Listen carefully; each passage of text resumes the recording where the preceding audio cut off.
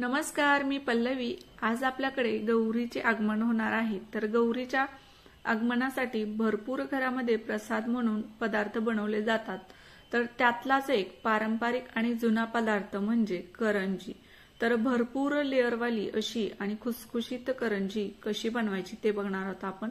तुम्ही यापूर्वी बऱ्याच प्रकारच्या करंज्या बघितल्या असेल, पण असे भरपूर लेअरवाली, जसं की आपण पॅटीस खातो, पॅटीसला भरपूर लेअर असतात, त्याच पद्धतीने करंजीला सुद्धा भरपूर लेअर आणि खुसखुशीत रव्याच्या करंज्या कशा बनवायच्या ते डिटेल्स मध्ये मी आज तुम्हाला सांगणार आहे। तर त्यामुळे तुम्हाला जर अशा करंज्या बनवायच्या असतील खुसखुशीत, तर नक्की व्हिडिओ शेवटपर्यंत बघत राहा, थोडाही स्किप करू नका।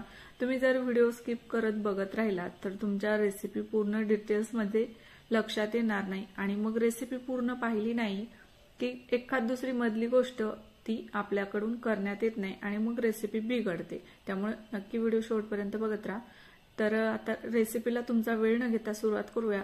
तर हा आहे सगळ्यात बारीक वाला रवा, जो 0 साइज वाला रवा असतो तो घ्यायचा आहे। रात्री त्याला 2 चमचे मी तूप लावून ठेवलं होतं। साजूक तूप थोडंसं मेल्ट करायचं, सोमक असेल तर त्याला छान चोळून चोळून लावून ठेवायचा। हा रवा रात्रभर आता मी असाच ठेवला होता डब्यामध्ये आणि आता थोडंसं ते तूप लावल्यामुळे घट्ट झालता, तर तो काही नाही, सहज हाताने फुटतो। आता त्याला अगोदर सैल करून घ्यायचं आणि आता हा रवा थोडं थोडं पाणी करून भिजवून घ्यायचा। भिजवता वेळेस थोडं थोडं पाणी करूनच टाकायचे, कारण एकदाच पाणी टाकलं की रवा एखाद्या वेळेस तुम्हाला पातळ झाल्यासारखा वाटतो, म्हणून थोडं थोडं पाणी करून छान पीठ मळून घ्यायचं। असं घट्ट मळायचे, अगदी पातळ रवा भिजवायचा नाही, शक्य होईल तेवढं घट्ट, अगदी जास्त पण घट्ट नाही। आपल्याला करंजी बनवता येईल इतपत घट्ट पीठ मळून ठेवायचं। करंज्या बनवायच्या अगोदर 2 ते 3 तासाने तरी हा रवा आपल्याला भिजत ठेवायला लागणार आहे। या ठिकाणी घेतलेली 1 वाटी साखर, थोडीशी वेलायची आणि येथे खोबऱ्याचे काही काप घेतलेले आहेत। तर हे सुकं खोबरं आहे। आता याला थोडंसं गरम करून घेणार आहे मी, कारण खोबऱ्याला काय होतं पावसाळ्यामध्ये थोडंसं मॉइश्चर म्हणजे थोडंसं चिमल्यासारखं होतं आणि मग करंजी पटकन खराब होते। तर करंजी भरपूर दिवस टिकावी म्हणून त्यासाठी खोबरं थोडंसं गरम करून घ्यायचंय, भाजायचं नाही, फक्त गरम करायचंय। आणि इकडे आता ही सर्व साखर जी आहे, पिठी साखर आपल्याला बारीक करून घ्यायची, त्यामध्येच मी विलायची सुद्धा टाकलेली आहे। तर या करंजामध्ये नवीन म्हणजे भरपूर लेअर कशा पाडायच्या तेच आपण या व्हिडिओमध्ये बघणार आहोत। तर त्यासाठी आपल्याला इथे लागणार आहेत 2 दिवस भिजलेले तांदूळ, किंवा मग तुमच्या घरामध्ये ऑलरेडी तांदळाचं पीठ असेल तर तुम्ही ते सुद्धा तांदळाचं पीठ वापरू शकता। तर इकडे साखर फिरवून घेतलेली आहे मी मिक्सरला। आता आपण खोबरं बारीक करून घेणार आहोत। तुम्ही इथे खिसून घेतलं तरीही चालतं, किंवा रेडीमेडचा जो खीस भेटतो तो घेतला तरीही चालतो।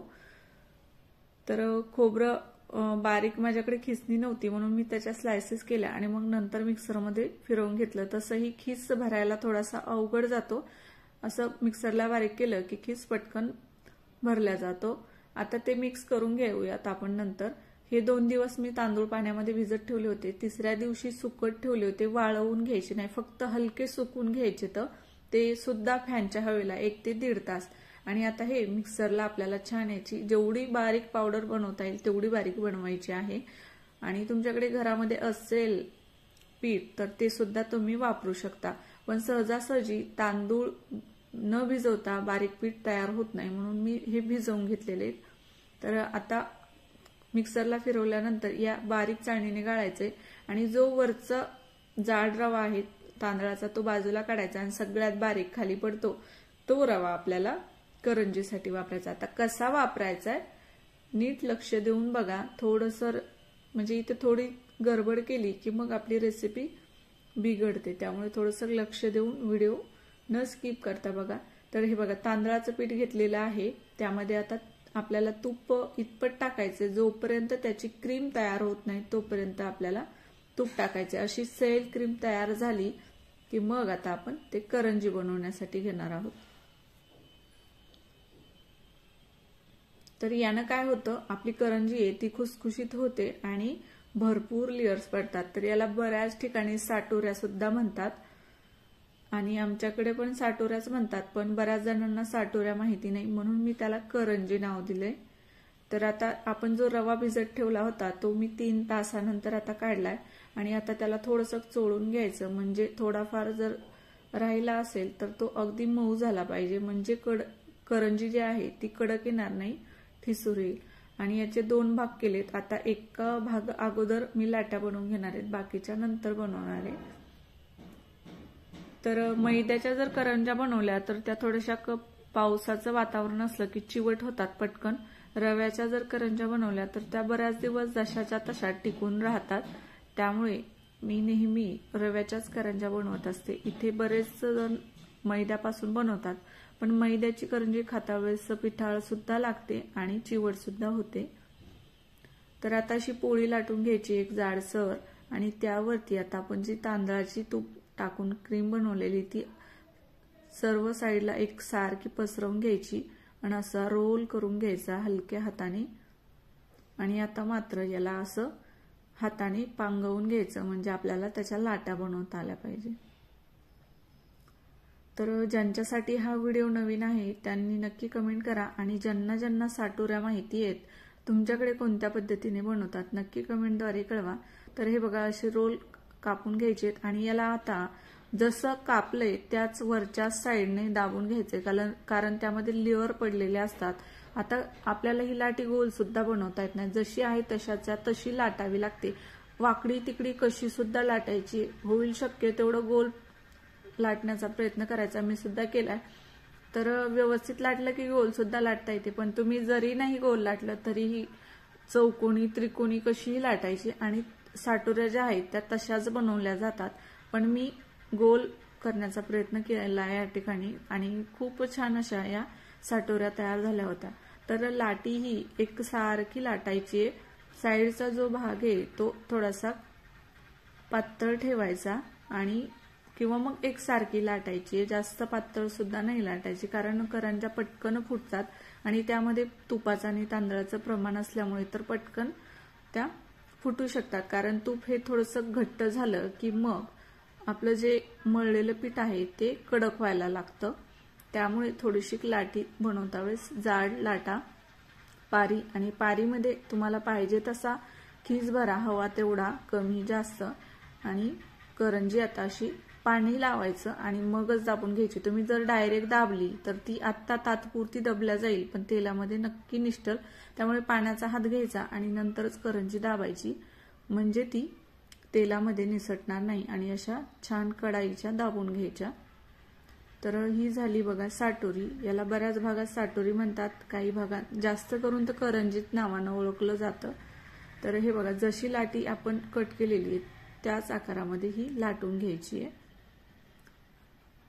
तर रवा भिजता वेळेस थोडासा आपल्याला वाटतं चरचर, पण तो भिजल्यानंतर खूप छान मऊ मैद्यासारखाच तयार होतो आणि रव्याची करंजीच छान येते बरं का.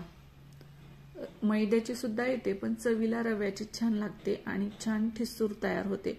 आणि या प्रकारे जर बनवली तर अजून जास्तच लेअर आणि ठिसूर होते. तर नक्की रेसिपी ट्राय करा. बनवायला खूप सोप्या आहेत, नवीन काही नाही एवढं. फक्त मी या ठिकाणी तुम्हाला लेअर कशा पाडायच्या, भरपूर खुसखुशीत कशी बनवायची तेच सांगितलेलं आहे. आणि तुम्हाला 2-3 प्रकार मी या अगोदर सुद्धा करंज्यांचे शेअर केलेले आहेत, वेगवेगळे आकार सांगितलेले. तर त्याची लिंक मी कमेंट बॉक्समध्ये, डिस्क्रिप्शन बॉक्समध्ये देणार आहे. ती तुम्ही नक्की ओपन करून पहा. खूप सुंदर असे नवीन नवीन तुम्हाला डिझाईन दाखवलेले आहेत आणि तुम्हाला नक्की आवडतील. नक्की ट्राय करा. ती सुद्धा करंजी खूप दिसायला सुंदर दिसते. या साटोऱ्या होत्या म्हणून मला याला डिझाईन वगैरे बनवता आली नाही.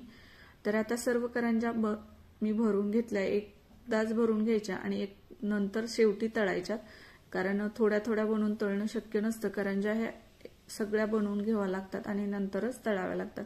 तर तेल अगदी कडकडीत गरम करायचं नाही, कारण करंजीला जो गॅस आहे तो अगदी कमी ठेवावा लागतो, किंवा मग हाय टू मीडियम फ्लेम वरती तळल्या तरीही चालतं, पण फुल गॅसवरती करंजी तळल्या जात नाही.